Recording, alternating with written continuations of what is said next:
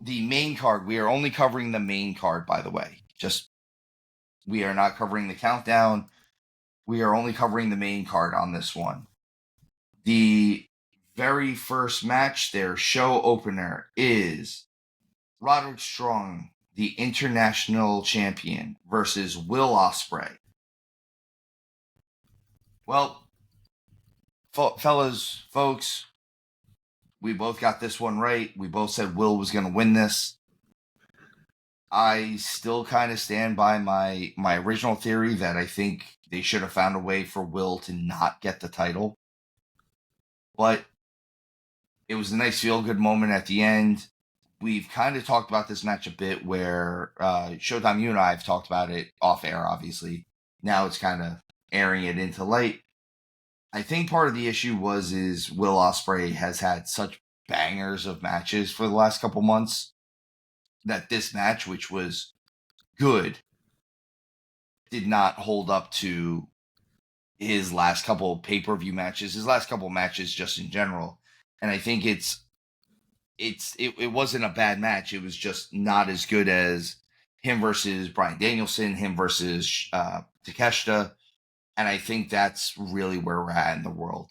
Also, I agree with them trying to do something different, but those other matches had no shenanigans. And I think them trying to incorporate the shenanigans in this, though they were trying to do something different than what they have been doing, I don't know if it necessarily worked. Yeah, I had such a high expectation for this match. I feel like Will Ospreay has definitely set the bar a little too high for himself. Now, every time I watch this match, if it's not the best match I've ever seen, it's completely disappointing. If you're not first, you're last. So I say that first before I kind of go into this, because I was actually really excited about this match between Strong and Ospreay. I would like to have seen a lot more backbreakers. I would have liked to see Ospreay wearing any other tights than the ones he was wearing, because those were kind of offensive.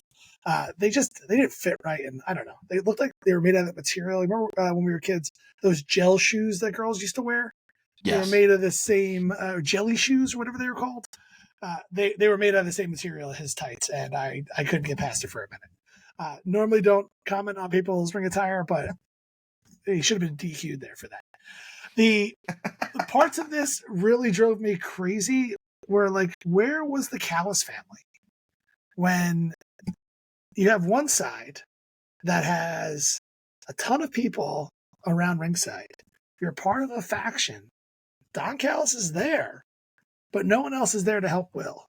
It didn't make sense to me, and that you should have evened the odds somehow. I would like to have seen that.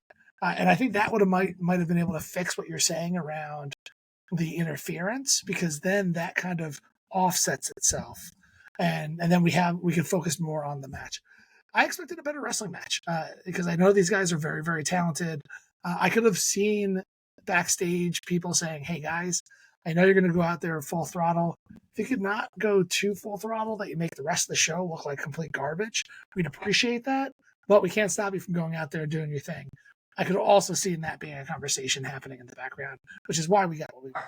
I hope this is not the last time we get this match. I like these two guys in there. I think they have more in them. I would love to see this be higher on the card and a better match overall at the end of the day. So I know I'm nitpicking. That's on me. And so, but just to kind of throw it out there, I also don't think that Ospreay needed to win the title. I would have liked to have seen him win the match via DQ or some other way of not getting the title. Yes, exactly. I didn't want to see him win the title. I think we could have done it without all that. Also, I don't know. I think if maybe they didn't do the shenanigans, I think this match would have been better if this was just a straight wrestling match between the two of them. And I think the shenanigans were done so poorly.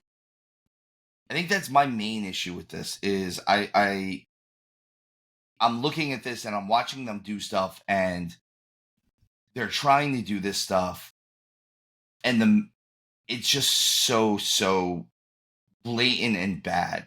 They're literally doing things in front of the referee. Yeah. And the ref isn't doing anything about it, and it's killing me.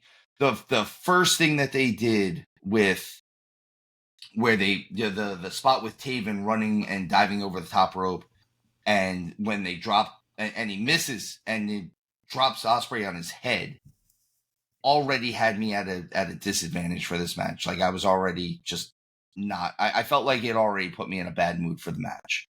So I'm probably gonna go back and rewatch it and try to be a little nicer on it. But as of right now, the fresh eyes that I watched with it for the first time, it was not the best thing that I've ever seen. It's definitely not the best thing I've seen from Will Ospreay.